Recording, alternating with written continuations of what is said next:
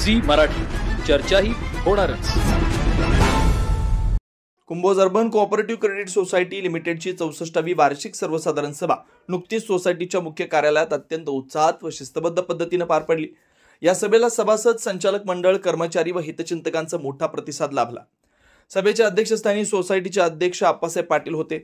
प्रमुख पाहुणे म्हणून संस्थेचे स्फूर्तिस्थान बाबासाहेब पाटील व कुशल मार्गदर्शक अण्णासाहेब कळंत्रे उपस्थित होते।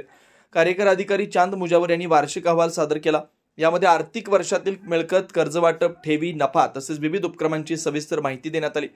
सभेमध्ये मागील आर्थिक वर्षाचा हिशोब मंजूर करण्यात आला। यासोबतच संचालक मंडळाने पुढील वर्षासाठीचे विकास आराखडे, डिजिटल सेवा सुधारणा, नवीन शाखा विस्तार आणि सभासदांसाठी अधिक लाभदायक योजना राबवण्याचं आश्वासन दिलं। सभासदांनी या सर्व उपक्रमांना एकमुखी पाठिंबा दर्शवला। यावेळी गुणवंत कर्मचारी, खातेदार तसेच विविध क्षेत्रात उल्लेखनीय कार्य करणाऱ्या सदस्यांचा गौरव करण्यात आला। सभेच्या शेवटी आभार प्रदर्शन रावसाहेब तोरसकर यांनी केलं।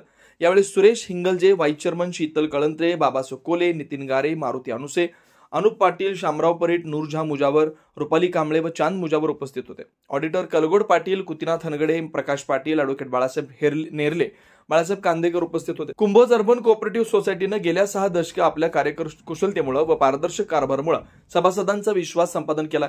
येत्या काळात अधिक आधुनिक, पारदर्शक व सभासदाभिमुख सेवा देण्याचा निर्धार या सभेतून करण्यात आला। विनोद शिंगे, कुंभोज।